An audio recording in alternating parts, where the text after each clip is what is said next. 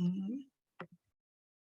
All right. Well, good day, everyone, and welcome to GSA Acquisition Policy Federal Advisory Committee, FAC, Acquisition Workforce Subcommittee meeting. I am Stephanie Hardison, the Deputy Designated Federal Officer.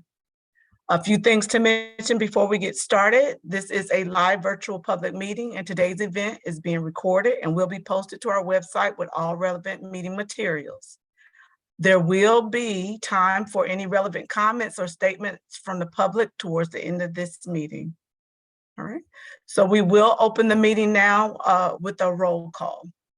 Gail, Daryl Daniels, Nicole, Present. Mark Hayden, Mr. David Malone. Here. Ms. Ann Rum. Present. Mr. Stephen Schooner. Present. Kristen, and I knew she said she wouldn't be with us today. And Mr. Clyde Thompson. Present. Yeah, I see Luke sneaking in too, but I don't think he's fully in yet. Sorry, Stephanie. All right. With that, I will now turn it over to our chairpersons. Great. Thank you, Stephanie. And I just want to welcome everyone for being here today. This represents an important meeting for us. It is a meeting of subject matter experts around technology and opportunities for automation within GSA as we think about embedding sustainability. We've been talking about this for a while, and however, this is our first public meeting where we're really curating information around this topic to help the subcommittee understand the complexities of this issue a bit more as we imagine what the opportunities are on the horizon. I want to welcome Ann Rum, my partner in crime here, co-chair of the subcommittee. Ann, do you have a few words you want to say? Yeah, thank you, Nicole. I think I would just say, in addition to that, for our panelists, as we ask you questions, I think I would frame it around where are there today manual, paper-based processes around sustainability where we might think automation could be a benefit. And so we could reduce or make more efficient those processes. And then the second piece to think about is where might we benefit from integration, which is slightly different. So where do we have sort of disparate systems, not necessarily speaking to each other, where we could benefit from the integration of those systems? That's it. Thank you. I think that's right. I think that's right. So I had intended to start off by framing the problem, but I think Ann's done it pretty well. I mean, when we think about the fact that procurement staff is shrinking and the volume of work is increasing and there are competing priorities, and we're talking about embedding sustainability as part of the acquisition lifecycle, we really want to learn the opportunities that exist for making this as easy as possible. Focusing first on the low-hanging fruit that is going to have the most impactful outcomes, but also keeping an eye towards mid-range goals that we shouldn't lose sight of as part of this process. We sent you a list of questions in advance that we'd like to explore, but I also want to say, to Ann's point, this is exploration. So if one of the questions isn't quite missing the mark, direct us in a way that you think does hit the mark. We want to learn from you here today. And before we get started, I see Steve has raised his hand. Jump on in, Steve. So the only thing that I feel like we should add, I'm just going to call it acknowledging the elephant in the room, is that when you were planning this meeting, we didn't know we were going to see a public version of the proposed rule. We have seen now proposed version, or I guess the draft version of the proposed rule, which I guess will drop tomorrow. And apropos of this discussion, it does not appear to speak to FAR 8 or impact FAR Part 8 at all. It does not appear to have substantive coverage in FAR Parts 12, and frankly, in FAR Part 13, there's not much there. So I think, and to the extent that it didn't speak to FAR Part 1 in any substantive way either, it seems to me that this opens the lane to suggest that anything that we want to do to drive business through things like the SF tool and the environmental eye on the federal supply schedule is not going to be a FAR-driven or a FAR-limited initiative. So in some ways, I may be disappointed with the rule, but I think we should treat that as an empowering moment, that if we want to do it, GSA is going to have to drive that train some other way. So my personal perspective, I just wanted to add that. I think that's great. Thanks, Steve. Before we get started, I'd like to give you all an opportunity to introduce yourself to the subcommittee. Michael, would you like to go ahead and get started? Michael Bloom. Sure. I'm Michael Bloom. I am with the GSA Office of Federal High Performance Green Buildings. It's a pleasure to be with you all again. And I am also the program manager of the Sustainable Facilities Tool, or sftool.gov, which includes SF Tool, the Green Procurement Compilation, which the FAS folks on the call also are deeply involved with, and the SF Tool Product Search, which does a lot of the automation that you might be curious about today. Great, thank you, Michael. How about, it looks like Michael Cooper is still logging in. Stephen. Yeah, I'm Stephen Baker. I don't know how many of you heard me speak at our last meeting. I'm with the Catalog Management Office in FAS, and I kind of handle e-commerce modernization, is what we're calling it. And it's the integration of the Verified Products Portal and GSA Advantage, and then related updates to GSA Advantage to really leverage that data warehouse. Great, welcome, Stephen. Michael Cooper. Yes, can you hear me? We can. Yeah. Awesome. Yeah, sorry, I'm having some issues with my camera. But hey, yeah, Michael Cooper. I work for FAS OST, Office of System Transformation. My functions primarily sit with Advantage and eTools, product management, program management. So happy to be here. Work a lot with Stephen Baker. Great, thank you. And I'm looking at who else is here, Stephanie. Who have I missed?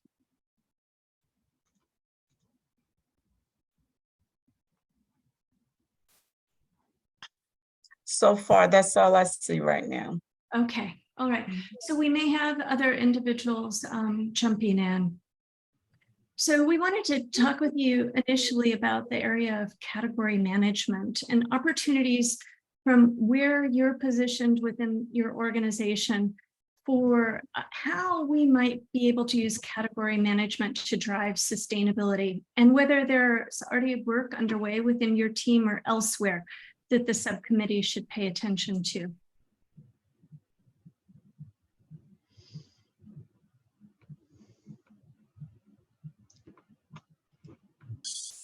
Oh, Go ahead, Steve. I was gonna say, is anybody else from GSA jumping in here, because I feel like we're missing a couple of people that were originally. I was going to say, I think maybe this isn't as relevant to the folks on the call now. And so maybe we jump down. Yeah, maybe we just kind of start with a grounding question of like, what work is already underway around the area of integration or automation and sustainability. We'll just get grounded in that first. Yeah. I think you have the right people for that. Stephen, you want to go first and talk about the e-commerce integration that you're working on? Yeah, we'll run with that. So I'm sorry that your questions don't really fit. I think we lost Katie Miller this last week, and I think that's kind of a big blow to this right before this meeting. And I didn't see Brent and never respond to this meeting, so I no worries. I'm worried that your questions aren't going to get answered, but I can give you some updates. I did just see the GSA FAS policy come out on sustainable plastics, so I read through that. I don't know how many of you have already looked at that or seen it. So we are chasing down ways to implement that. I have concerns with it. I don't know if this is the place to air those concerns, or just say that we are we are looking how to implement it, and I think it's totally doable. What the results will be, I can't really say. You know, if it's gonna drive the effective change, or if it's just going to cloud up advantage with more gamesmanship. You know, we already see that with vendor attested green icons. That's why I am pushing advantage away from vendor attested green data. We're trying to rely solely on APIs where we get qualified products lists from, you know, whoever is managing that green icon. So here in the next 2 weeks, Advantage will start working towards migrating as many of our green icons on Advantage to what we call our enriched data set, and we'll be removing the vendor attested data. We're going to allow the vendors to protest, basically. You know, if they report that, hey, you haven't certified this as green and it is, and they can provide that evidence, then we have a feedback loop that will allow us to go ahead and add that icon and then update our enrichment path in the background.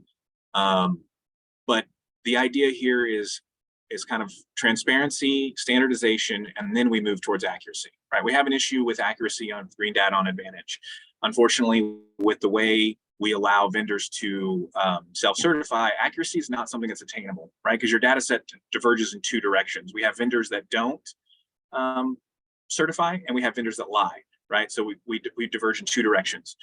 In our enrichment pipeline, we're getting the data from the various government agency APIs, and we may miss items, right? Because we can't get a good solid match, maybe because the part number is incorrect, Energy Star data set leaves a little bit to be desired, that kind of thing. So we're only diverging in one direction, right? We aren't certifying things that should be certified, but we aren't falsely certifying things, because if we can't create a match, we can't do it, right? So that is the cleanest data set that we can start with. So we're going to go to that. I also think that from a transparency perspective, that's the data that we show our COs. I don't believe we should be showing our customers different data than what we show our COs, right? So the goal is to get those aligned, that what is displayed on Advantage is the same thing that our CO is using to make their determination whether it should be on contract. From there, vendors can then use our report product information tool to correct us anywhere we get it wrong. We'll research it, we'll fix it, and we'll get there. So like I said, transparency up front, standardization, and then accuracy will follow. That work starts in the next couple of weeks. Oh, sorry. Can I ask about the green icons right now? How are they appearing in GSA Advantage? Does a person who's looking for a green icon have to go searching, or are these the ones that immediately pop up? How do they find them? Filter. They're both, right? You can go to the environmental aisle and you can filter and you can search, or you can just find your item and then it'll show up. The issue is that for the longest time, we've gone by a vendor supplied model, right? So we said, hey, vendor A, is this green? And they say yes. Vendor B sells it and they say no. Right. So we can't display that icon on the item because we have vendors saying conflicting things. So what happens is, oh, sorry, Nicole. I totally hear you. It sounds like, correct me if I'm wrong, it sounds like you're fixing this though, correct? That's my goal. So we're going to make it so that all icons, instead of being at the vendor line item level, are going to filter up to what we call the GSIN level. So I don't know if you know, like Amazon uses an ASIN. That's how they identify a product. And then, you know, you have a bunch of people that sell the same product. We're going to take those icons out of the product level, the individual vendor product level, move them up to the GSIN and say, yes, this product, we have a higher degree of confidence this product is Safer Choice or Energy Star or USDA BioPreferred. And we're going to sign it. And we're no longer going to let them do that, right? So now when you go to search, maybe you search for a very specific thing, title, contract number, and they happen to not certify that it was green, so you didn't get that result. Now anybody that has that product, that's going to be a fix to everybody's listing. So Steve, you're doing an API. The plan is to do a bunch of APIs with third parties who kind of own that certification. Right. So we use our enrichment pipeline in the background is from a company called XSB, and they reach out to the EPA API for Safer Choice. They reach out to Energy Star's API. I just got recent access to the USDA bio-based. They do have an API that's not really like that publicly known about, but they gave us access to. So we plug those into the enrichment pipeline. As long as a vendor doesn't game us by trying to change the manufacturer name or the part number, we can then standardize those, reach out, find the matches, and display them. This is where, you know, we're making headway in trying to get vendors to quit playing the system, because they'll change the name or they'll change the part number so they can have their own listing, right? Because then they can be ranked higher if they undercut the price, and they come up with their own special page. Well, all the standardization is now making that less desirable, because all those icons are only going to be a display, you know, matched against things that we reliably know what they are. Yeah, that's great. So yeah, we are making headway there. And this is great. So if the goal is to make sustainable purchasing or sustainable acquisition the default, what's the next step? The next step is going to be, we're going to overhaul our search. We already have some search overhaul underway. And then we've talked, I think in our last meeting, we also talked about kind of ranking green items so that they show and they filter to the top, right? A lot of it, I think some of it comes in education on how to use the advantage search. The advantage search is incredibly powerful, but even me, I did 20 years in the military. I used advantage all the time. When I worked for the EPA, we used advantage all the time. I never knew that you had a very powerful advanced search, right? I used the basic search bar and I cussed advantage all the time. So I think some of it's just in education on our users. So we probably have to go that direction down the road too. How do suppliers feel about the API automation? I would imagine some are relieved, because it's actually, for especially small businesses, quite hard to go through and figure out what meets the current standards. What are the current standards? So they don't know yet. Oh, got it. Okay. I'm just tweeted out to a bunch of suppliers. No, I'm kidding. No, we're kind of doing this invisibly as to make sure it meets all of our needs before we that's smart. moving it. Also, it would require changing legacy systems that we're actively trying to replace and decommission. So, you know, as you know, like SIP and EDI are these archaic systems to upload your product file. And I don't know if you've heard of FCP. It's our new product that comes out of CMO that's streamlining and replacing these systems. And we're having really good feedback on those systems. So it doesn't necessarily make sense to remove the data points from legacy systems when we're actively building something new.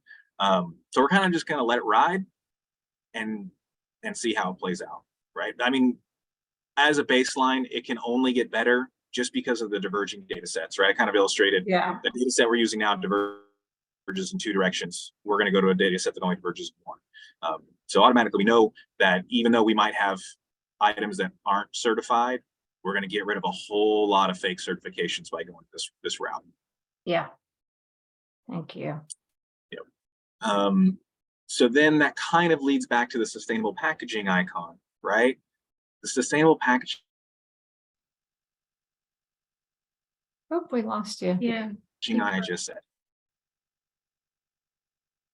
Let me know when I'm back. I am in a bad internet situation. Can you hear me? We can, but it's spotty. All right. You were talking about how you like.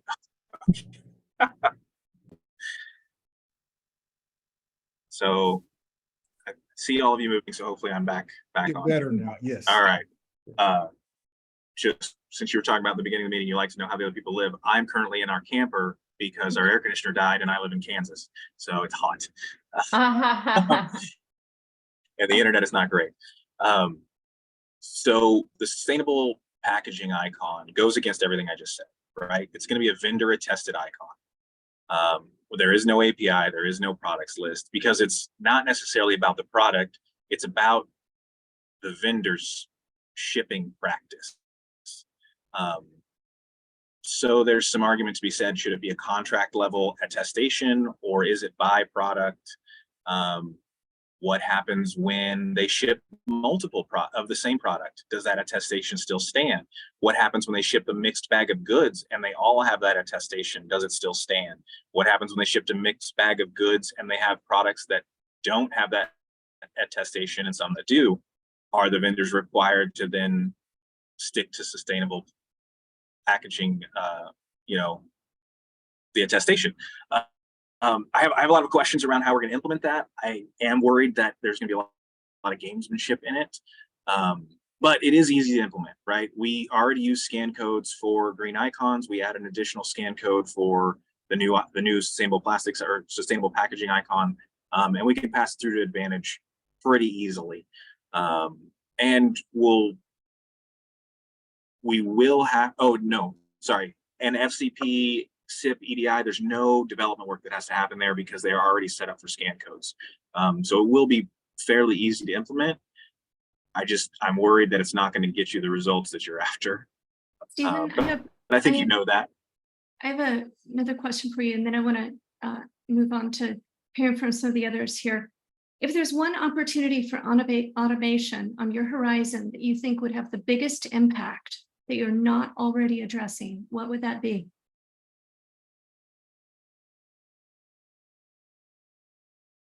And maybe you wrestle with that and we'll come back to you for an answer. Is that Michael, Michael Cooper, why don't you jump on in? No, well, I kind of just start smiling because I think that kind of talks to the existing effort, really, with SFTP and Advantage. I think really that's really one of the biggest things that Stephen yourself that you spoke to that you've been looking into for a long term.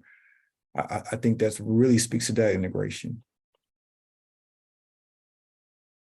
Nicole, I just wanted to mention that we do have 2 more attendees. I think on the phone, we have the honor of having Mr. Conaway. Is that you, sir? Brennan? Yeah, I'm here. Thank you. I don't know about honor. Sorry, I couldn't get on Zoom. I was just given a new laptop, which has not worked out the kinks, but I'm here on the phone listening in. So hello. Great, welcome. And you said there's another person too as well, Stephanie? With the initials of CB, if you could please. I think that's Cassius. Is that Cassius? Good afternoon, it's Cassius. How's everyone doing? Hi, Cassius. Good afternoon, Nicole. So I'm going to continue with the theme of automation. Michael Bloom, why don't you jump on in? Sure. Well, let me say first that the work that Stephen and the team at FAS are doing on GSA Advantage is some of the heaviest lifting I've seen to get these things fixed since I've been with GSA, which is 20 plus years. The concern, the idea that they know how important it is to get the sustainable procurement information correct, and how much they're digging into the details too. I will admit that using APIs to automate the inflow of information for certified sustainable products is exactly what SF Tool's been working on for quite a bit of time. And that we thought that we had more of the solution in our pocket than we actually did in terms of collaborating with Stephen and his team. And he's been really good at explaining where those gaps in information actually exist. And I wanted to make that clear to this group too. Because many people on the GapFAC come at these issues not from the supply side of vendors, but from the sustainability policy side, you might know this already.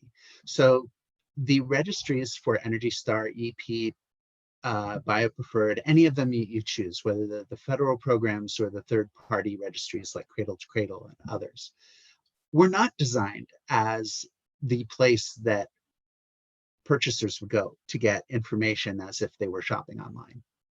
They were designed as the receptacle for the information to check boxes about whether or not those products that vendors or manufacturers made were certified or not.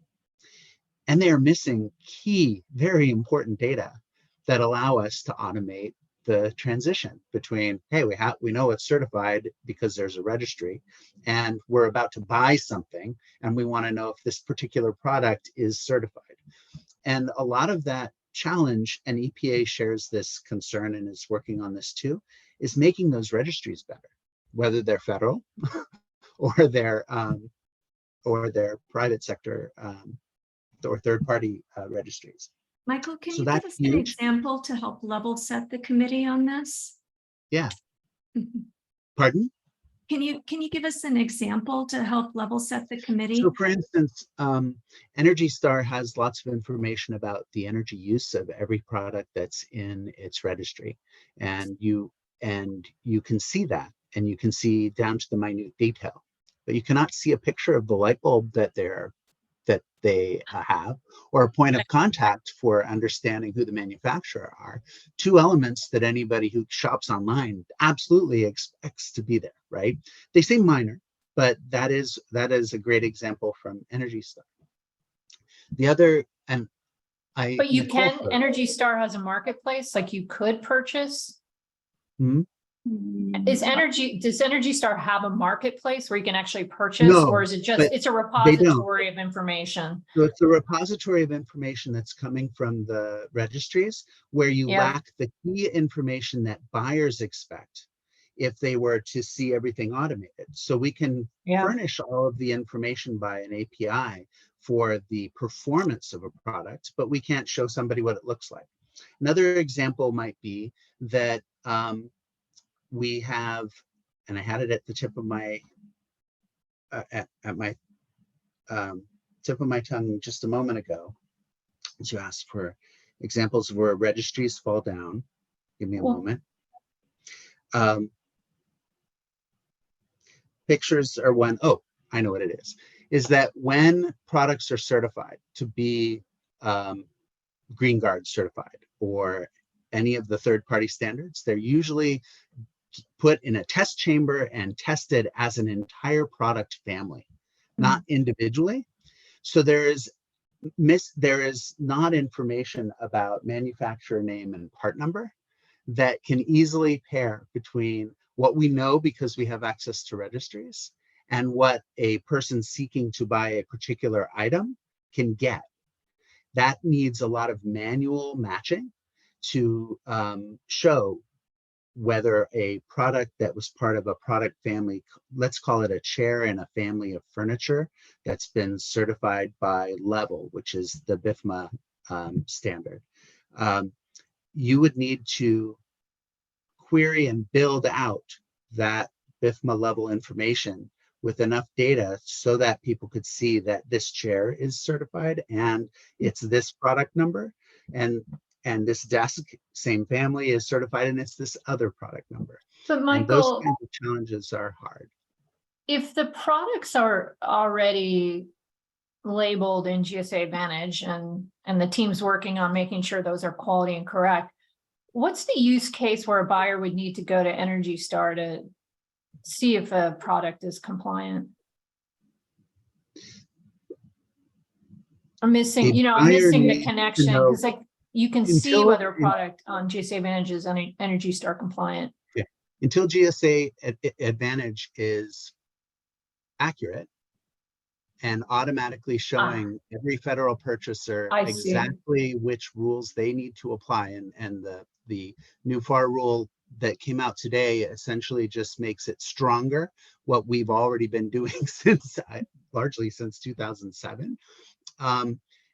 That we need to use all the federal environmental programs, that we need to use the third-party eco-labels to the maximum extent practicable.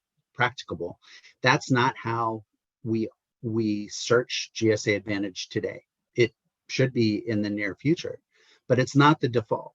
So if you're buying a computer monitor and the rules are an SF tool, this is what the GPC and SF tool have done for a long time.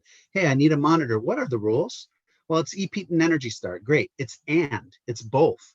That's really hard for any program to do. That's something that we have been able to concatenate and show. Here's how you search both of those at the same time. And it's even more confusing if you use that example, because Energy Star, most EPEAT things are also Energy Star. I will say that straightforward. But with a monitor, when it's EPEAT, we're supposed to purchase as feds the highest standard available on the market. So it's not just EPEAT, it's EPEAT Gold. And so that means that if we're really saying GSA Advantage should automate the search so that every fed only sees the EPEAT Gold Energy Star certified monitors, that's not how it currently works. That's what you'll learn by going and searching a site like SF Tool, and SF Tool Product Search will show you that. But that's additional market research power that's not currently automated in GSA Advantage. It is our hope that we can use more of that interconnection to power the GSA Advantage search, so that strong search that Stephen mentioned pulls up exactly that combination and stays up to speed, perhaps category by category. I honestly think that Energy Star and EPEAT are great examples to start with, and that cleaning products aren't far behind. That we have categories that we have more data about that are lending themselves to try to get this really good information out as fast as possible. So I see Steve Spooner has his hand in the air, and I think I know exactly what question he's going to ask. Go, Steve. So both for Michael and Stephen, since we've talked about some of these things before prior meetings, I want to go back to kind of a chicken and egg issue just for a second. So as someone who's thinking about the new proposed rule, which I think skipped around a lot of this stuff, but more broadly, how does the average 1102 or acquisition professional think? I think they are far more likely going to be driven through the schedule, maybe to the environmental aisle, and they need a certain level of sophistication to have started with the SF tool or the GPC. Now, again, obviously, there's a lot of issues that we can talk about with training, certification, and how you move people through the professional pipeline. But in the short term, my impression, I think this is consistent with what you were just saying, Michael, the higher quality information resides in the SF tool and the GPC for those who have the insight to know to go there and the determination to search for the right things. But the high volume buyers for millions of transactions a year are far more inclined to go through the schedule and will either find the environmental aisle or not. So I guess my real question over time, and this goes back to one of the things we were asking Stephen when he talked to the other subcommittee, is how do you envision integrating that to get back to and I think Brent was the one who started, make it stupid easy, right? How do I make it stupid easy for the shopper to do what we're trying to do? I have my own thoughts on that, but I much prefer to hear from FAS on what their plan is, because that's their bailiwick.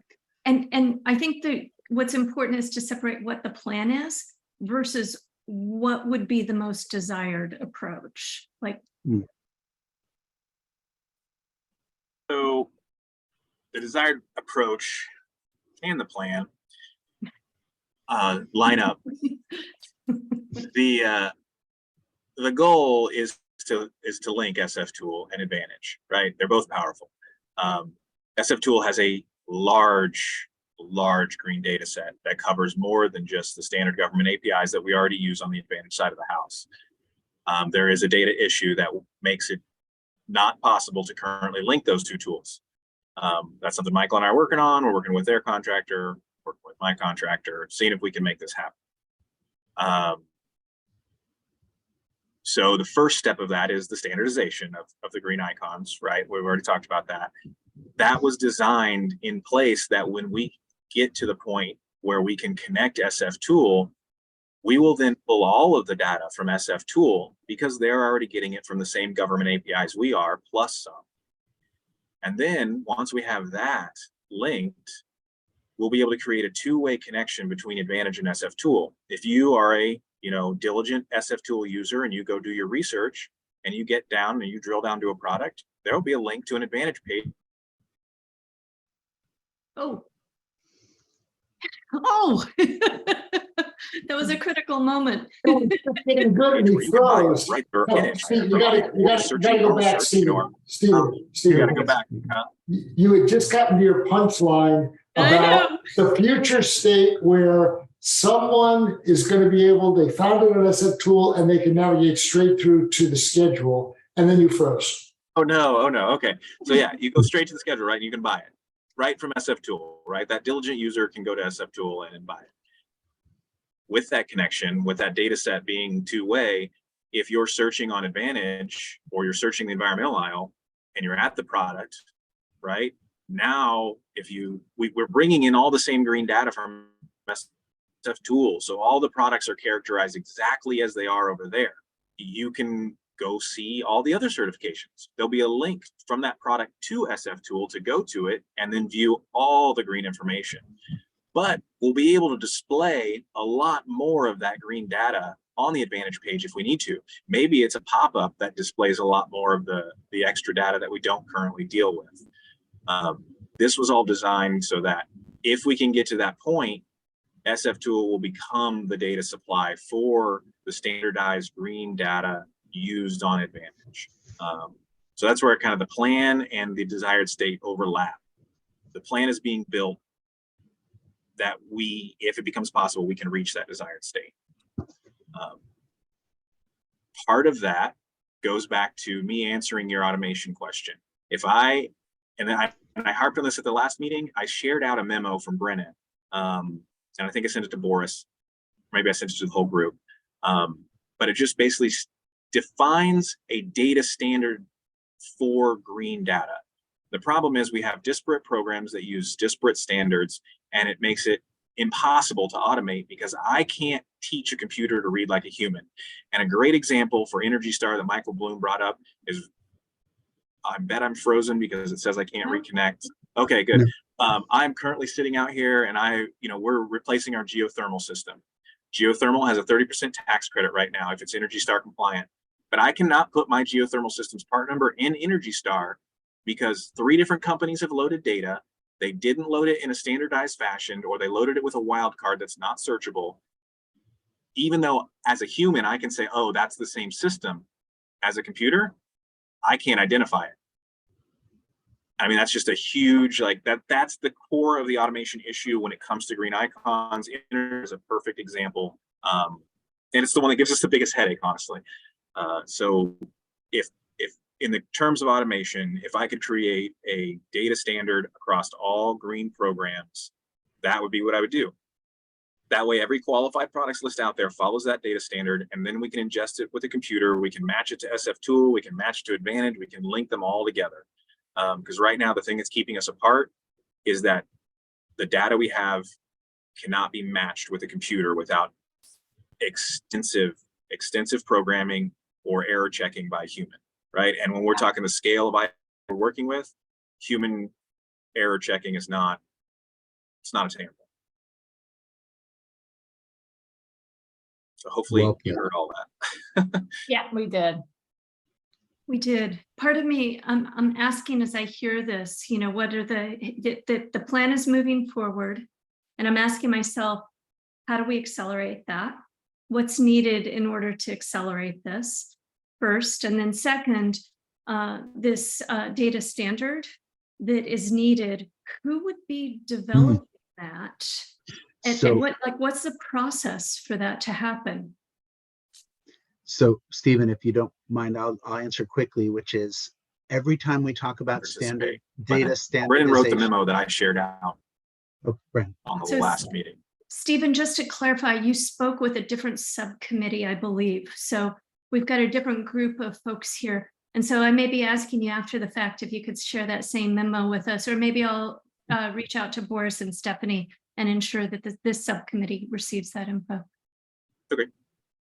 Yeah. Thanks. Yeah. Hey, and just to clarify, I think I worked before Stephen was on board, but with his predecessor, just outlining what data we need on our end to match products from environmental program registries to Advantage. So just clarifying, hey, we need manufacturing part number, we need unit of issue. I think we can't have these wildcards. So just kind of outlining what it is we need on our end to make the matches from the registries or whatever data source there is to the products that we have on GSA at Advantage. So the goal, and we've also shared this with EPA, this might be a stream for you guys to know that, as part of their EPA recommended standards and eco labels process, we've shared this and they have kind of shared that with those programs, hey, just so you know, it's great you're doing this if you want, and it's not, and I don't think it's even just limited to the federal marketplace. It's like, if you want your products to like kind of flow into different e-commerce platforms, like I think Amazon is struggling with the same thing, other ones probably are too, then your product registry can't just be this randomly entered, product information on a spreadsheet that's posted online and updated every year. Like, that's not good. Like, we need, like, if you want this to flow to different e-commerce platforms, then at least it's probably, slightly different from, GSA to Amazon and other places, but this is the kind of robust data we need to make those connections. And so going back to the question of who would create that standard? I mean, we kind of already have. We've already shared that memo with USDA. We've shared it with EPA. We've had success with Safer Choice. Safer Choice has updated their QPL, their qualified products list, and updated their APIs to include the information that we needed. So now those have been incorporated into our the green side of our enrichment process. So like, we started, but honestly, kind of seems like something that should come from the EPA, since the majority of green things fall under them. I don't know the who there. That's above my pay grade. I would also, sorry, Brendan, I was just going to say, every conversation we have with EPA, DOE, and USDA about labels and about programs, everybody agrees this problem needs to be solved. And it usually is a discussion that happens where everybody's like, yeah. And whenever you propose a specific standard, nobody cares what standard it is. It just needs a straw man, right?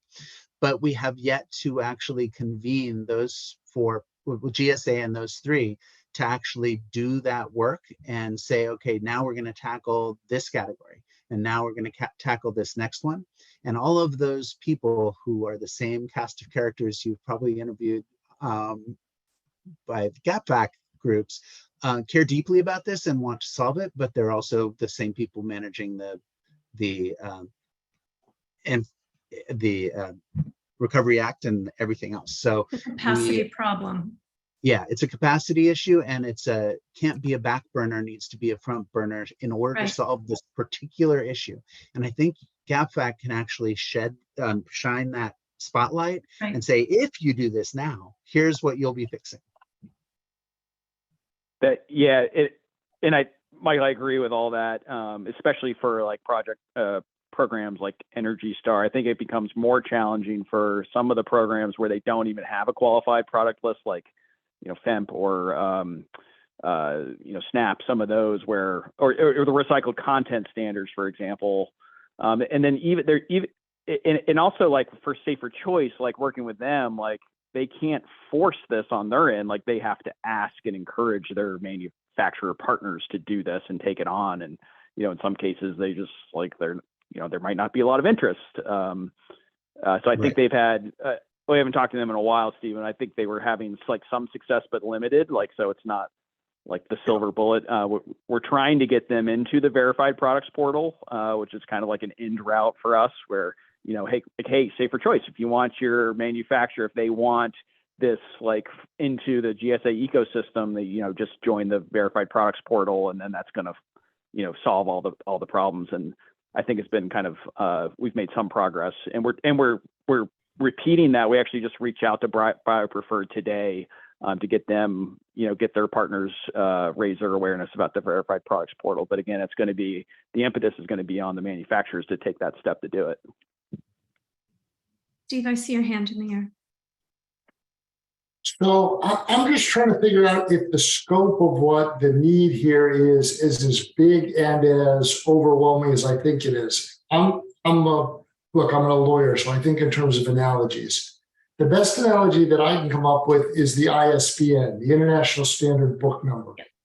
Books around the world, by every format, have an individual number. So if I'm buying a book, hardback, softback, Kindle, Audible, whatever, each one has a unique number identifier, even though it's the same content. But going back to one of the points, I forgot which one you made it earlier, I can buy a hardback book and it can be shaped in a plastic wrapper or a cardboard wrapper. We currently don't have different ISBNs for that. It's the book itself. But it seems to me that the problem that we have, and I think I heard both of you referencing it, manufacturer numbers have typically been generated by manufacturers for their own purposes and for the marketplaces that they work in. But what you really almost kind of need is an independent or a global thing. And obviously, this is far beyond anything we ever did with Dun & Bradstreet or any of their successors. So I guess my question is, I can see the standardization of a QPL, which is a very, very limited data set. I could also see a global or a national independent initiative to have standardization of numbers after they've gone through the EPA pipeline for an eco label or standardization. But I don't think that the EPA team that does eco labels and standardization or standards is also in the numbering, labeling, and standardization in terms of marketplace. So am I missing something, or is this, are we scratching the surface on a universal type problem? No, you wouldn't want to go as far as establishing like a registry that's all encompassing, that's numbered. That's overkill for what we need. What we need is that if USDA is going to provide a qualified products list, and Energy Star is going to provide a qualified products list, and Safer Choice is going to provide a qualified products list, I need all of those qualified products lists to have the same pieces of data stored in the same manner in the same standard. So almost like contract numbers in the FAR. Oh, Stephen just froze again. for your stove. I think I'm Lost, but I apologize. While you were frozen, I mentioned that, the FAR has come up with a categorized digiting system for contract numbers, obviously much smaller universe. But you could see a standardized thing with regard to certain digits in the product number. But I think you were about to say something else. I was going to try to find the phone number and just call in. Basically, we don't need to have like one all-encompassing number. We just need to make sure they're all using the same data set, so that if you've ever looked at your refrigerator part number, they might have like 10 digits in there that stand for when it was created, when the part was made, what factory it was made, what day it was made on, but it's actually part of the part number, not just some other serial number. And so what they'll do is they'll put in a bunch of asterisks because that number doesn't matter. The actual, compressor package for that refrigerator, and it's energy efficient. So it's not that we need a large master repository like ISBN. We just need them all to do it the same way. And it needs to be a way that makes sense for computers, not for humans playing with a spreadsheet.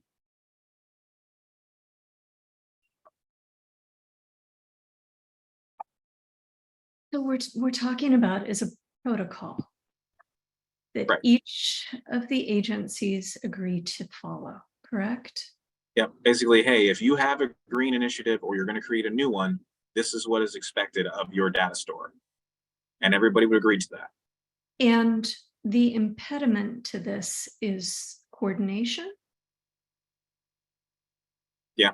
Yeah. Yeah, Coordination and and there's a bit of a stick because EPA is looking at registries now, and now requires digital registries. That wasn't a requirement for being part of their recommended specification standards and eco labels in the past. So that's a place that if EPA changed what they would recommend for the non-federal environmental programs, that could clean up that list too. In other words, comply with the standard the feds are following, and then you're part of this. That could help there too. So as the GAPFAF, we're making recommendations to GSA. Mhm. We can't make recommendations beyond that. Well, we could, but it's not the best use of our effort. So I'm asking myself, what's the recommendation to GSA here? Would it be that they serve as the convener of this group to move the conversation forward? What's the GSA solution? I mean, we're the ones that are selling the products. Nobody else is selling the products directly. So I feel like it does make sense that we're the, the principal party member here that gets everybody on board. I agree. I think that could work, as GSA is the convener of the interested parties in order to settle on standards. Would be a good move, and it's the role we currently play in many of those discussions. Brennan, do you agree? I don't know. I mean, we've been messaging this before. I guess in my view, we've pushed the boundaries of what we can do. Convening sounds like a lot to me, because I mean, I think just the role manufacturers play within the given programs. I guess we could potentially have more success for like a program with Energy Star. They have a program office, they have the qualified products list. I don't see a lot of opportunity for things like recycled content where there is no program office. It's just a set of standards. There's not even like a list to begin with. So there might be opportunity for some areas. We just worked with WaterSense recently. Their data was actually not too bad an advantage. They have a smaller data set. We've kind of they're very much up to speed on the issue. So it's not like they're unaware of this. So yeah, I mean, convening or at least continuing to encourage adoption of these does seem reasonable. Let me ask another question. So what if GSA were to convene the relevant parties around a select number of eco-labels and pilot test how this sort of standard could work, or this sort of standardization across the eco-label, a small number of eco-labels? Because what I'm saying is that in some instances, the data just don't exist, but in others, there's actually relatively reasonable data to work with. I'd be open to that. I mean, because I think in many ways we're doing that. So we'd definitely be open to it. That's really the heart of what, Steven and our office is doing when we're working with, say BioPreferred. We can reach out to FEMP, which is also another plan. Safer Choice, Energy Star. We can definitely some of the background there. I think around 2016-ish, maybe, EPA, they got pretty frustrated with this issue, and they're like, hey, why is a pizza oven or these ridiculous products getting the Energy Star thing? You're messing up our brand by showing this. And that kicked off our initial use of XSB to make those flags. And as part of that, I think that's where what's been called the memo, was shared with them. We worked through all this with them years ago, and we made some progress from basically going from zero, which was self-designation, to use of XSB. As a result of that, we kind of cleaned up the data manually. I remember we went through 30,000 line items just to get rid of false positives, things oh, this Energy Star thing is it shows it. What kept coming up? Things like batteries were showing up because they were toner cartridges were showing up because they said they're compliant with different Energy Star things. So we weeded that out. So all that to say, yeah, I think the programs where there's opportunity, we can definitely continue working on this to make progress. Right. So, and sorry, Nicole, I just put something in the chat because the GPC team has just published a couple weeks ago the new page on standards and eco labels that address PFAS, or the forever chemicals that we're concerned about, and forever plastics. This was hand in hand with EPA. And that's a very much central, everybody in government wants a solution to how do we tackle this. If I were to choose how to convene this in a way that would be focused, I might focus on how do we actually get things right in the categories that PFAS touches. Not only picking a low-hanging fruit option. Maybe that's Energy Star EP, but also one that's complex and really pressing now that might actually get everybody on the same page where we're making significant progress across agencies. So we've been talking about a couple of things and definitely diving down deep in this area of creating a standard. But then you all have been talking quite a bit about the plans that are already in play. And I asked, what do you need in order to accelerate those plans? Steve Schooner dropped in the chat, I think a really, really good question about if you were given budget to do a project, to enrich an existing project, to make it better, to have the impact that you're desiring, where would you allocate that money? And by that, what project would you take on? Would it be the standardization question and bringing the different groups together, or would it be mechanisms to accelerate the plans that you already have in place related to integration of the environmental aisle advantage and SF tool? Personally, it would be the standardization, because that is what's keeping me from being joined to SF tool. We could join to SF tool in a lower fidelity at a higher expenditure if we just threw money at it, right? But we're going to get some false positives, false negatives. The core, Stephen, I'm sorry. And do you see that let's say that we were recommending someone throw money or people at a problem. Is it more money to EPA's group that does eco labels and standards, or is it not just them, but it's also your organization, which somehow validates them within the schedule, or is it something else? Because again, we're trying to think about if we were going to recommend apply more resources here. Anyway, if we were looking at a GSA centric approach, it would be more money to link SF tool and advantage without solving the underlying issue of data standardization. We could keep it internal. It could be totally a GSA product. It's just a lot bigger lift because it's very ugly data to try to connect. If we solve the standardization issue by getting other agencies involved, it's less expenditure on us, more expenditure on them, right? I mean, you think about legacy Energy Star data.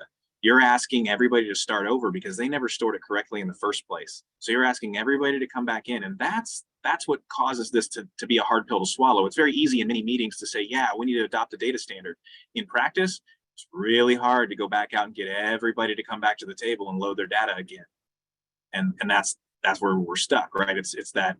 Is there a way that GSA could take that on? Oh boy. With a lot of contract support. I think perhaps. that's like boiling the ocean. That's like, really, I do think that what you're looking for is an office that does not yet exist, that would need to be led by those people. Stephen and Michael, Brennan are all great people for this, and I would say that our office also could contribute, led by people who are feds, but with significant contractor support in order to do the hard work of data librarian stuff that nobody is doing across government. But just so I'm clear, like even if we just kept it within GSA and the project was integrating the SF tool with GSA Advantage, you'd still have to tackle the issue of data consistency, but it would just be on a smaller scale and more controllable, obviously, maybe. So we've tried. We've actually been trying. This conversation started back in January before we knew about the gap fact. Oh, yeah. Michael and I have been working on this, throwing data against the wall, going back and forth, because this was my goal, right? I came from the EPA. I saw the state of the green situation on Advantage, and you know, it's my wheelhouse. So I'm like, all right, let's fix this. It's kind of a pet project.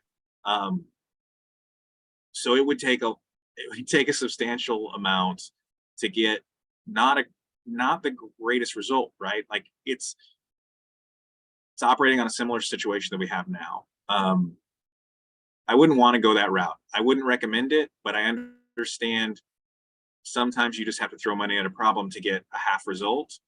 But So what's the half result? Is it because they don't have all the labels in the SF tool? Like it's only a narrower focus? Some of the data that they're bringing in, you're looking for a specific product and you can find it in the SF tool, but Yeah. maybe it doesn't have the actual part number to the product because you don't need it in SF tool. But when it comes to purchasing it, you do.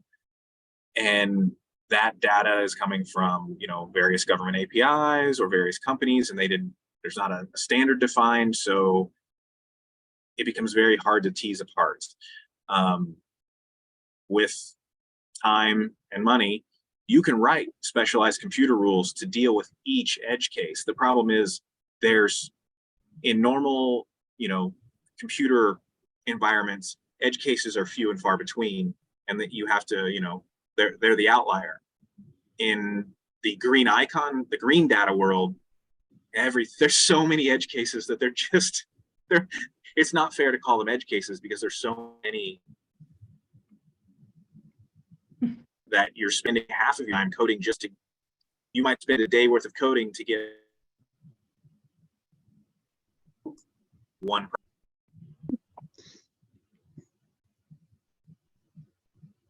Oops. Yeah.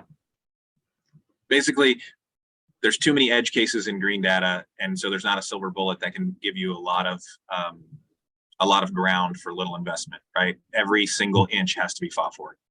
And I would say that if you solve the data standardization problem that Stephen has made so clear, you're also solving a problem that helps with anybody in e-commerce that wants to do the same thing writ large.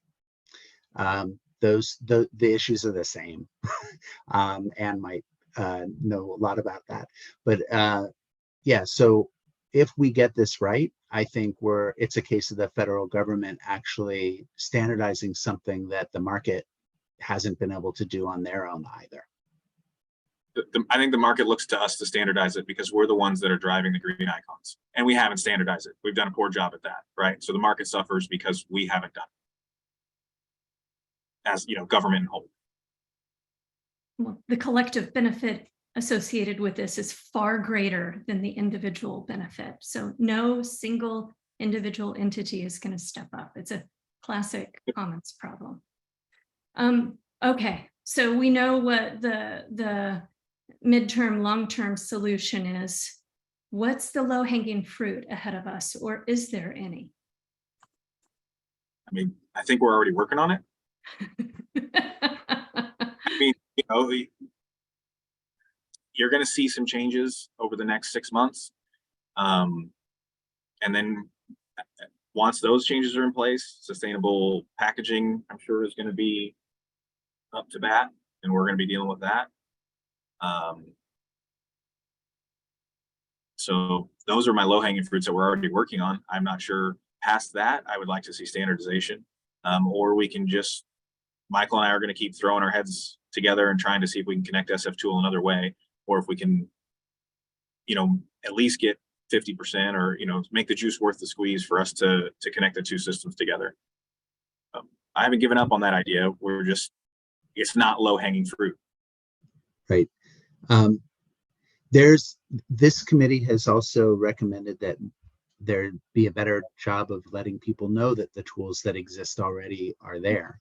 I think that's some low-hanging fruit. I think that we can be clearer about what our current systems do and make sure people are using them. I think that we could use any help with that the committee can lend. There are things like the SF Tool LinkedIn page where we do weekly tutorials about what's there that would be great for more people on the GapFAC to actually know about and share with your networks. It's kind of a facile answer, but it's true that we are a small shop trying to get the word out about a tool that's been around for 12 years. And here's the thing, it's not required to be used. Not only is SF Tool not required, even though all the guidance that it gives is, and it's easier to follow if you go there, but there's not a lot of reporting required by the federal government right now about how much you actually bought the right thing. And I actually think that's another place that pressure could be put on the federal buyers not so much by only negatives, but hey, use SF tool to do the right thing and the reporting is generated automatically to show you what you bought and what it was compliant with. And look, we want to improve that over time because that will help us meet our current goals. That way of pushing more people to the tools that exist today could actually help drive awareness and drive people to the right places as they improve to actually make a much higher proportion of their purchases compliant. And I think that that's important. Yeah. I agree, and I see that. You know, you monitor what you measure, and if you're not measuring it, there's very little chance that you can put performance expectations around it. Is there currently a mechanism in place to track the green spend?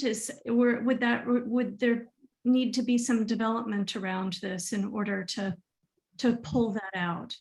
We've actually built exactly that tool for Sandia National Labs and piloted it over the last year and a half. And last week, Sandia presented to all other Department of Energy labs about how pleased they were about how it worked and showed the high fidelity reporting they were able to do, not just for biopreferred, which out of all of the labels is the one that's federally mandated to be reported each year, but also for Energy Star, EPEAT, et cetera. So we have the tool. We need investment of agencies in order to have roll-ups of projects done by contractors, subcontractors, and feds, all gathered to show, hey, here's what we did as a whole. But we've already built the entire mechanism for how to do that. And if, yeah, so it's Who at Sandia were you working with there? Kelly Weezy is the project lead at Sandia. How do you spell her last name? W-I-E-Z-E, I believe, or Okay. E-S-E. I will get that for you in a sec. She's fantastic. We also recorded that session, and it occurred to me when we recorded the session that this group might want that recording. So as soon as it comes, I will happily share that with you, Nicole. And then I know you might want to invite her to come speak, but also the recording might help you all too. Yeah, it would be interesting to know what that process looked like for them internally. Yeah. Okay, so I want to check in with the rest of the committee. Mark and Clyde and David, if you want to jump in, if there are any questions you want to ask that you haven't been able to, and Michael Cooper, if there's anything on your side that hasn't been discussed right now that you'd like to put out there, now's an opportunity. Yeah, I'm just looking at this from the perspective of tracking the entire workload that we do with Advantage and eTools, ensuring that the effort that's coming out of this group is prioritized, you know, when it's ready for pieces of work to be taken on by our developer team. So that's really what I'm watching, just making sure I have a post on that, just so we can make sure that, you know, what needs to be prioritized is prioritized. You know, so, and I think Stephen Baker is doing a great job of working with Michael Bloom. You know, we hear the challenge with the data side. You know, when I hear the challenge there, I think my thought that I had to myself, is there a percentage that we can say that is success?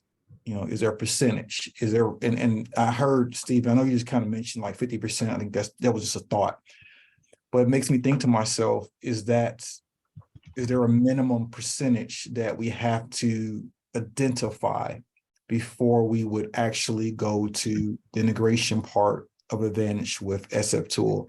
You know, do we actually have to look at that? You know, so, you know, that's kind of, because we're in a circle with standardization because it's a big challenge. So I keep coming back to that. You know, is there a percentage we have to identify?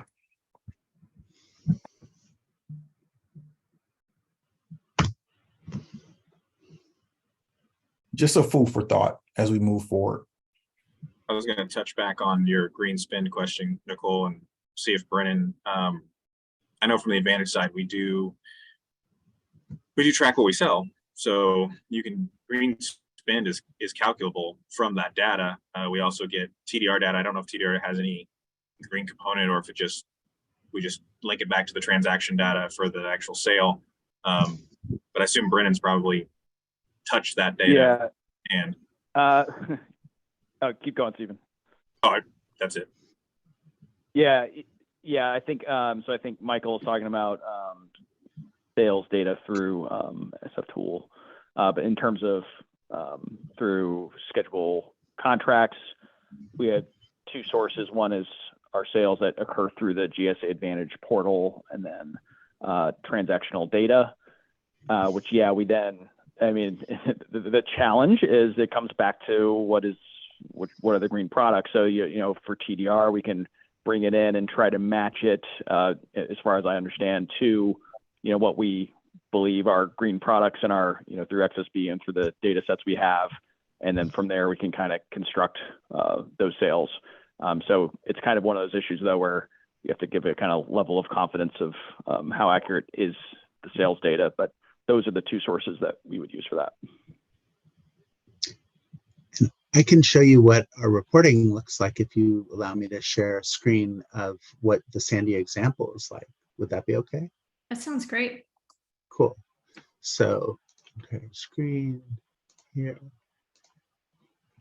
So this is an example of total green procurement compliance analysis, basically of their $36 million spend. I mean, we're talking very significant lab here.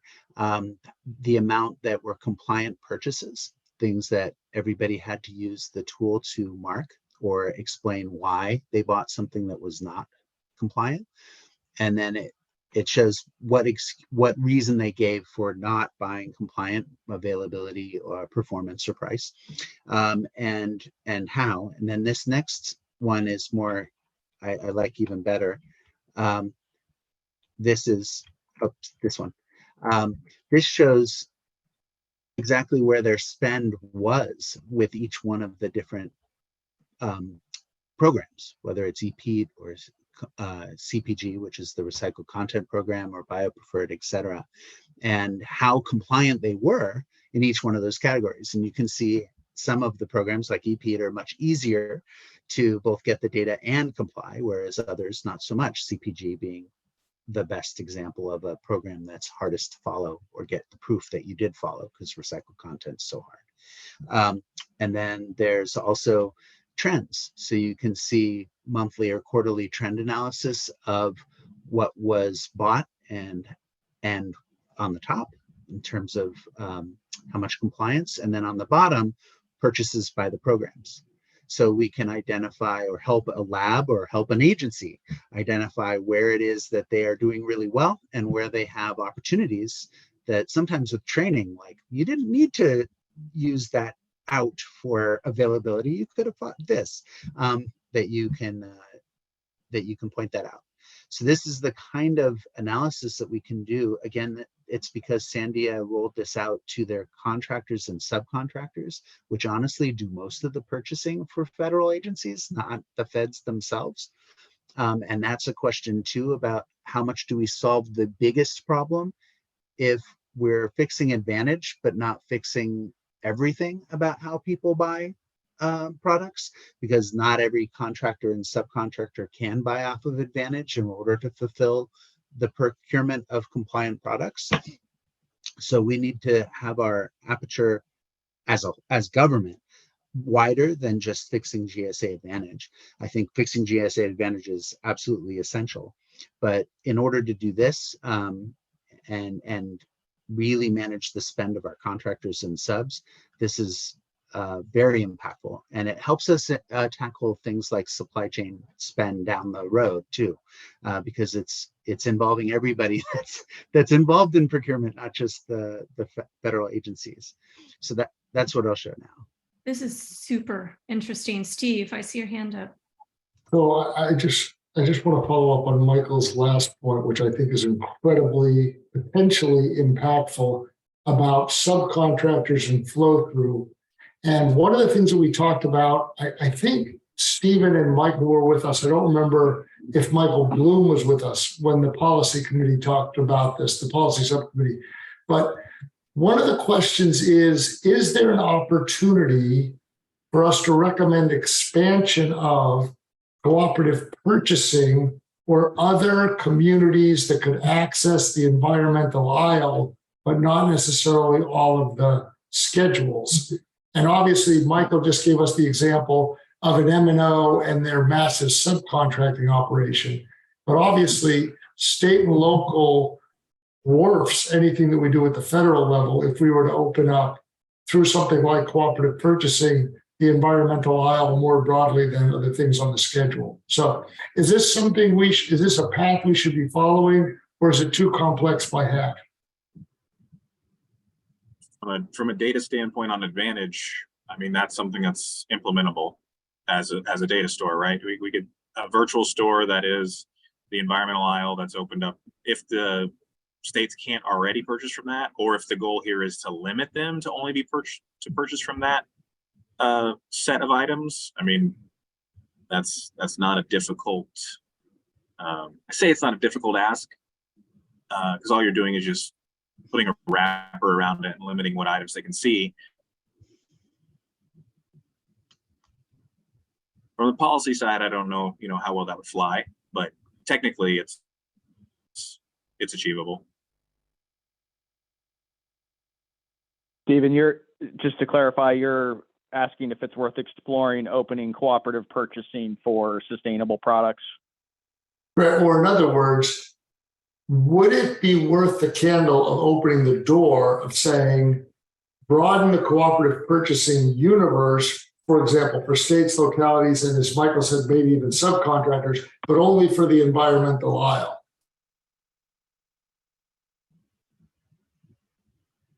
Yeah, I don't know off the top of my head the sensitivities around cooperative purchasing, but I mean, feasibly, yeah, like there's different reasons when schedules can be opened up for state and local, whether it's like public health emergencies, disaster purchasing. So conceptually, it makes sense. I'm not sure off the top of my head if there's something that makes it a non-starter or not, but definitely something to explore.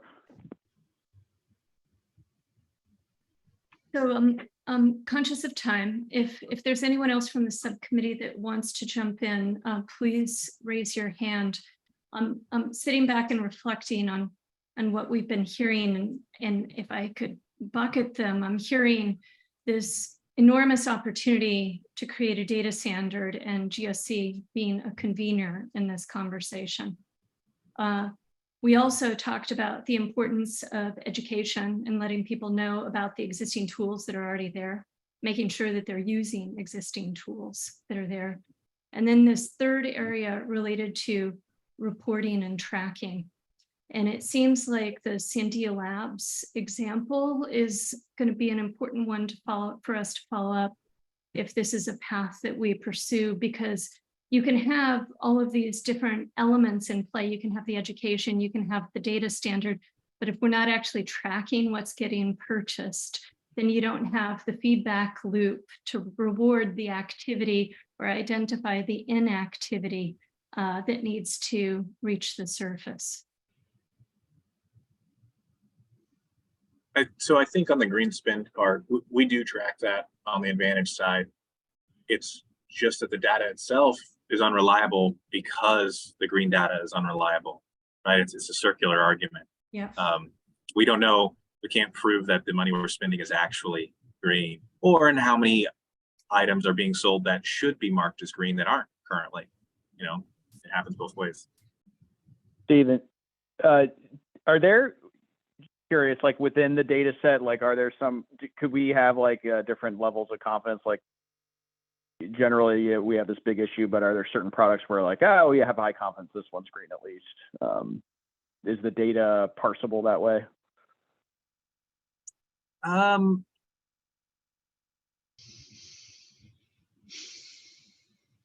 If you wanted to do it with self-attested green icons, you could see how many people were selling that item and how many of them marked as green, right? If 90% of them said it was green. not the self-attest. I'm thinking just for like Energy Star, like overall the data set has challenges, but there's some where we're like, oh yes, XSB, I think, don't they? I thought they have like a level of confidence. We're like, yeah, this is definitely this is definitely that product that is on the registry. Just curious, like if that was an opportunity, because we have kicked around the idea of like if we could, Advantage is very limited, but if we could have like products that are high confidence, then we could have some sort of dashboard for customers where we really show like, hey, so like you purchased this item that's not Energy Star when we know there is one. I think the value of that theoretically could be some like indicator for them of their overall compliance level. Like it might not help with all specific purchases, but could theoretically show like, oh yeah, I got a problem within this, bureau or whatever level of organization we want to do it at. That's just wanted to kind of, yeah, go ahead. I just say your Safer Choice is probably your best one. Energy Star, right? Safer Choice and Energy Star are the two that we currently don't allow self-attestation for. If I remember correctly, right? We get those and we do our best at matching. Safer Choice is the best quality data set right now. Energy Star obviously has issues. So like if you're looking for proof of concept, I would go with Safer Choice. Is going to have a high fidelity. The nice thing about Energy Star is we're not going to have a ton of false positives, right? We're going to have false negatives. Yeah. Yeah. Right. Okay. So yeah, I guess it would be tough for that program with my concept because we don't. I guess we do need kind of a broad accuracy for the program. So I would say like that's something we've kicked around. I don't know if that's where the GAPFAC was heading with some of this reporting tracking ideas, but that is something that would definitely resonate for FAST in terms of like helping contract agencies with compliance, furthering this goal. We do it with other administration agenda items as well too. So if it's feasible, I'm not sure, but I can almost like grasp that we're like close to being able to do something like that on a limited basis. This has been a tremendous conversation. You have thrown a lot of information at us, and you've persevered as we've asked some questions that weren't as informed as they could have been, and you worked with us on the fly, which was great too, and I appreciate that. I think you've given us a lot to chew on. What I want to ask our focus group today is if other things pop up that you're thinking about that we didn't discuss today, or if you think of a nuance that you want to convey to us, please feel free to reach out to us. This need not be the end of the conversation. My hope is that it's a beginning. I want to thank you for joining us.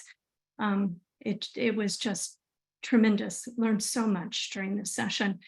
We're going to move on and start a Jamboard session. You're all welcome to stay, but I understand you have busy schedules. So if you need to peel off and move on and do other things, please feel free.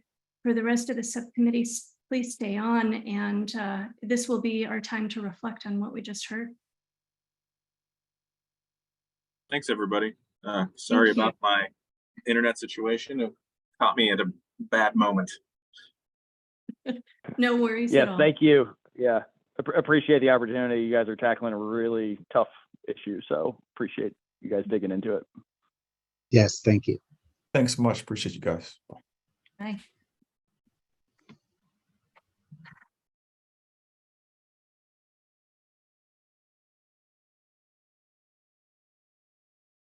I'm thinking we'll want to have a conversation around the people that touch the acquisition process earlier. So I agree. Automation of requirements, Completely but separate too much to issue. tackle here. Yeah. And products. Yep. So, and I think some of the people, so I think Brennan can potentially dive into that discussion, but we need another cadre of individuals to help us think about the early acquisition opportunities. But for sure. I think that you hit the nail on the head, and this afforded us an opportunity to dive in really deep on one end, and I think it was quite useful. Yeah, a lot of good work already underway. Wow. But a huge project. And a lot of good work that has been moving forward very quickly in a relatively short period of time, right? Since January. very So much. I am going to drop our Jamboard and put the link in our chat. Make sure it goes to everyone. Here we go. And go ahead and hop on in. And we're going to focus as a subcommittee on key takeaways before we get at the question of next steps.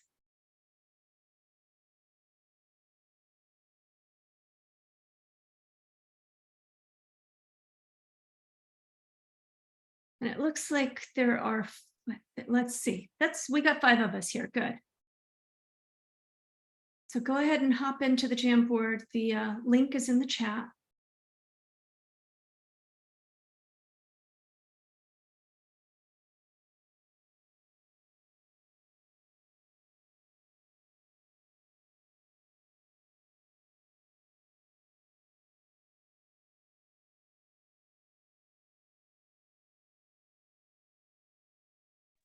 Nicole, would you like me to share my screen? That'd be great, David. Thank you. Yes, ma'am. And we can go ahead and get started by mapping the important takeaways that each of us heard.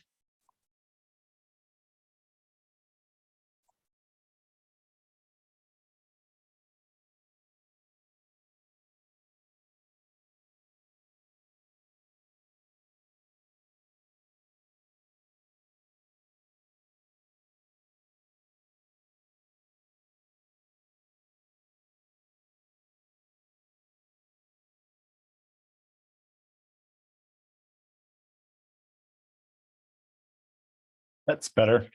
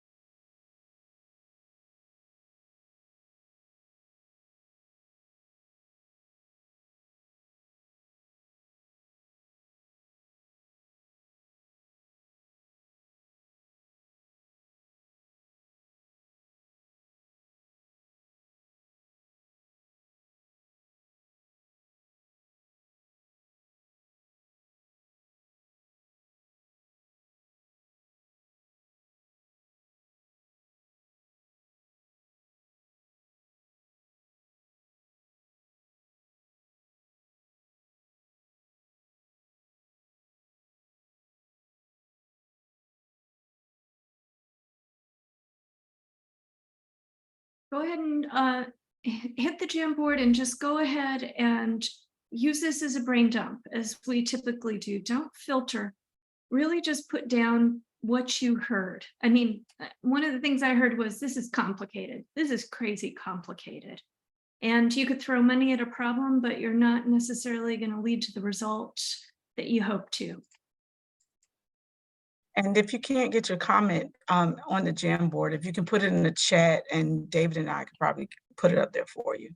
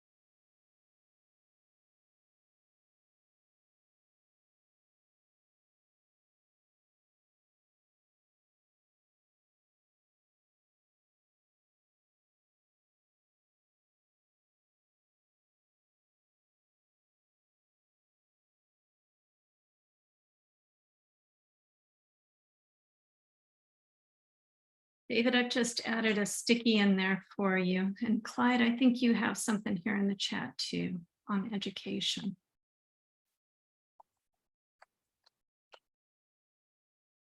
Yeah, I think I've put about 3 things over there.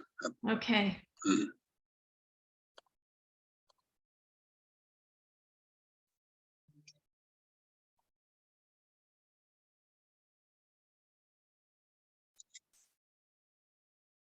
Oh, I think someone beat me to it. It's already in here. Okay.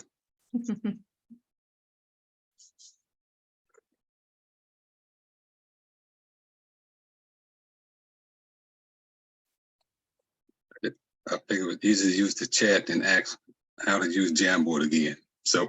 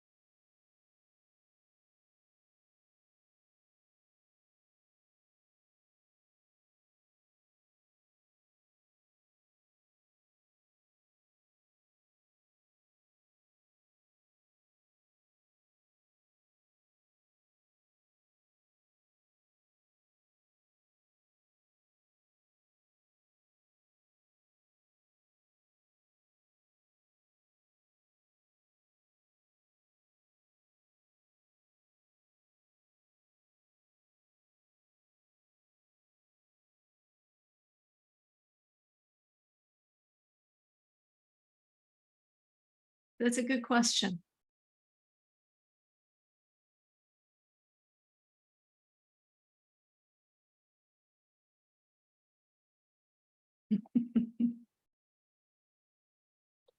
That's a good question too.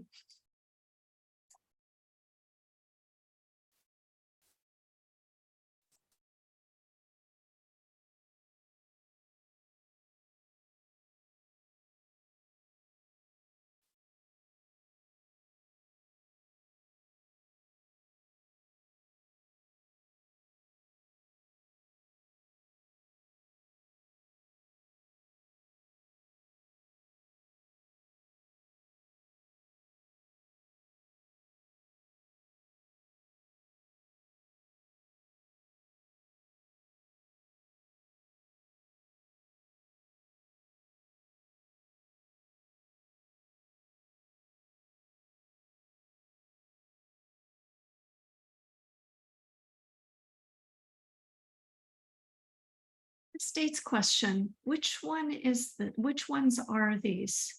The ones that I've talked to are actually using SF tool and some of these other tools we heard about today. Is there something else out there I'm not aware of?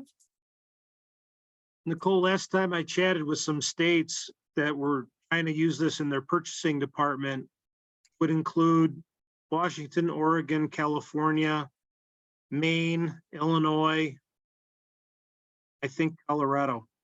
Okay, okay.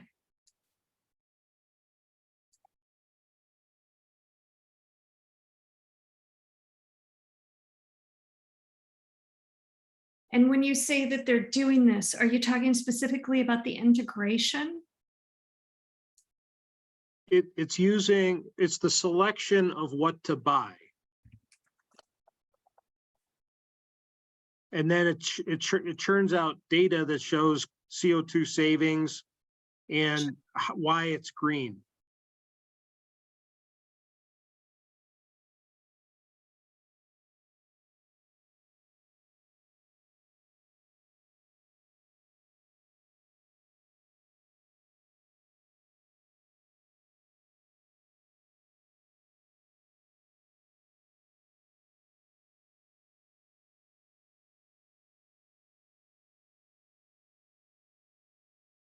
I think one of the things that was pretty powerful for me in hearing today is that even the existing labels that are out there, the data behind them are not very good. So I was surprised to hear that was the case for especially like Energy Star. EPEAT, I guess, is worse. The best one, they said, was Safer Choice, because there are very specific requirements associated with Safer Choice, and they have to be verified in advance of qualifying for the label.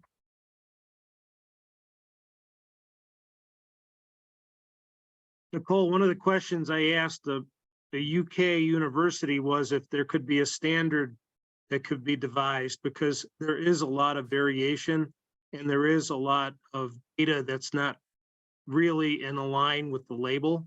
So the question is how to integrate all that. So I think there's a think tank out there. We just have to tap into it. I think it may be outside the purview of our committee, because I don't know that this is something that GSA can control, but it's definitely a problem. Yeah, and you can just imagine industry, they'll come up with an argument why theirs is best, but it may not be so. And it isn't our job to do all that. We take the label at face value. It's true. I kept thinking as we were discussing standardization, like ISO standardization, because there are organizations that develop standards of standards, whether there might be an opportunity for a partnership here.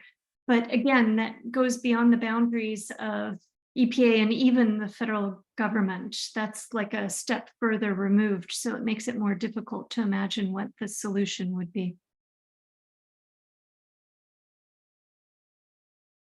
I wasn't entirely clear, and maybe the panel was a little bit split on this if I heard them right, about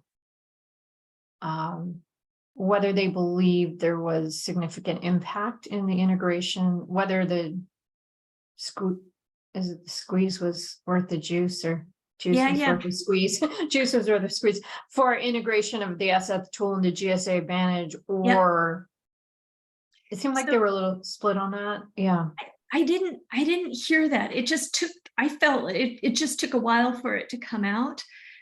For me, I interpreted it as like the garbage in, garbage out problem scenario. Yeah. That if the data are bad and you're integrating, then yeah, you can integrate and throw money at this, but you're not going to lead to the solution that you're actually looking for. So the integration is possible. And we heard lots of conversation about how it's possible and it's actually happening, but their bigger worry is the underlying problem associated with the data and the lack of standards behind them. But is that solved with the first fix that Steve outlined around APIs out to various third parties? No, I don't think so. Because it's the same problem. Yeah, it would be exactly the same problem, because there's no standardization in what these what Yeah. these organizations are reporting. Yeah. Yeah, that's it, Mark. That's what I'm referring to, NIST. Wow. So I admit, I thought we would be walking down one path today, and it's like we took a sharp turn in another direction, and with information that I had not anticipated. So I think that we have we have congealed around certain areas. I don't want to lose sight of David's question about, does this help the acquisition workforce with daily tasks related to Right. sustainability? And to some extent, I think it does to the extent that the workforce is going to be expected to embed sustainability into their acquisition decisions. How do they do that if they don't have access to good data, or if they're relying on eco-labeled products that have the green designation, and that designation isn't fully accurate? Yeah. Right. That was a learning for me, that a lot of them have to go to the SF tool or Energy Star databases or repositories to confirm, rather that they don't trust the GSA label. And you Or have it may be lacking and they want to, but it seems intuitive to them that it would be Energy Star compliant, so they're checking. And this gets back to the notion of the APIs and the filtering process. You can develop these out and you can make them more efficient. And it sounds like, as Steve said, they're doing it. Like they're moving forward, but it's I don't know. I was about to use a metaphor that maybe was a little bit rougher than we should go. Lipstick on a pig. But Right. you know, so it creates the appearance that that we're going to arrive at the outcome that we're hoping to, but it's based on fundamentally questionable data. And it was not lost on me when Steve kept talking about type 1 and false positives and false negatives. You know, are we excluding products that should be on this list, but because they haven't reported the specific data that they should, they're excluded? And are we including products that are essentially not green, but by virtue of the poor data situation, they're able to make their way in? Yeah. It's certainly not meeting GSA's goal. Yeah.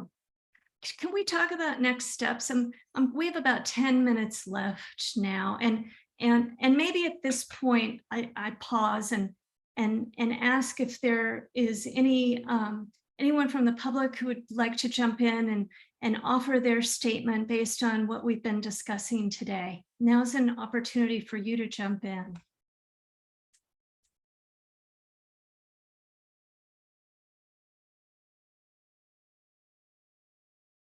Oh, rather than try to reinvent it, maybe we can learn from the EU. I put their eco-label information on there and they just released some statistics on its use, and maybe that contains some of the data we're trying to mine. I would be curious to know whether they have figured out the data problem, right? It could be, so to your point, Mark, they seem to be further ahead than we are on a number of dimensions. I wonder if they're ahead on the data problem, and I don't have an answer to that. And I don't have a contact. So so if we could slide over, David, on the next Jamboard screen, I just want to level set on where we were a few weeks ago when we talked about speakers, and we have GSA and we have this other government category and industry. I think I'm going to add another category being other governments. I think also like, oh yeah, we have industry, right? Perfect. Yeah, and I pulled these from our earlier session, so I want to remind you what we were thinking about before. I think, and you are 100% right. We've only begun to look at the acquisition lifecycle, and it's a small snapshot. And we still need to build out our knowledge around another area. And following up with another focus group around that area, the position where Katie Miller would be sitting in her role, and the folks around her, and questions that we've had about DOE's Prism group. Exactly. So I think we need to circle back around there. But for the moment, let's focus on what we heard today and who else we should talk to, and perhaps reflect on what Holly Elwood told us at our administrative meeting. So up here is the DOE Prism users group. That is certainly a stakeholder we could talk to, but that's related to earlier in the acquisition lifecycle process. Based on what you heard today, who would you like to hear from? I wonder if we should ask GSA whether it makes sense to talk to one of the third party credential, what do they call them? Credential badge owners. Micro credentials? No, basically like the Energy Star organization, or eco labels. Yeah, like I'd be interested in their perspective on how they're used today and whether an API works for them and what they perceive to be the challenges or opportunities. I think that's a great idea. And we heard from about Safer Choice being one of the better ones, and Energy Star. And then the third one that kept coming up was ePeat.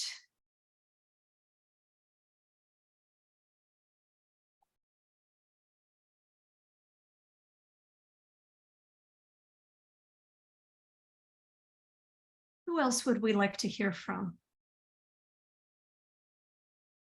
I mean, now that we've heard from GSA about the data problem, and Holly did talk about the data problem, but I would say she didn't talk about it quite to the extent that we heard today. I would be curious to know what the other agencies' perspective is on what the sticking point is for this moving forward. And maybe that's not a focus group, maybe that's an email, but I think hearing their perspective would be quite useful too.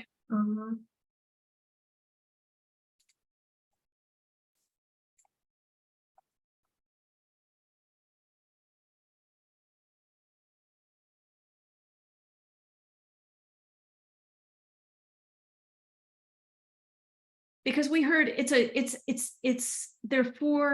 there are four players involved: EPA, GSA, DOD, and DOE is what I heard. Yeah. And Nicole, I'm taking this all down. Okay. Oh, thank you. Don't bring up my thing and taking it down. I'm taking it down. It's in the Jamboard too. It may be interesting at some point to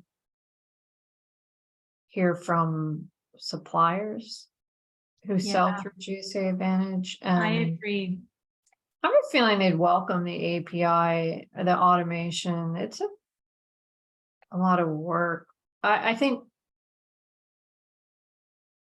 well, it'd be an interesting perspective. You'd have to find the right person. Like, you'd want to find the person that thinks about eco labels within their organization.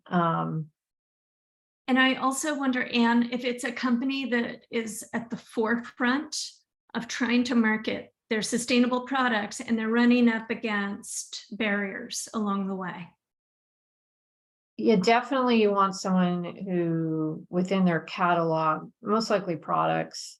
So they sell products and those products lend themselves to the green eco labels, like cleaning supplies, Jansan. Yeah, there's certain categories where I think it's particularly prevalent. Is Lever Brothers a seller through GSA Advantage, Mark?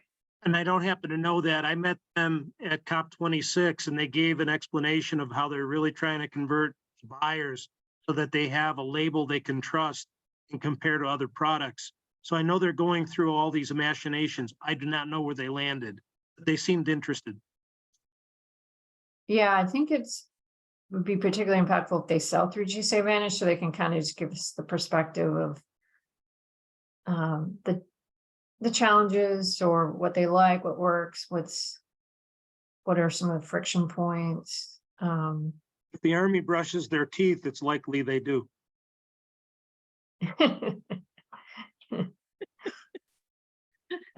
I think the DoD is a whole separate space.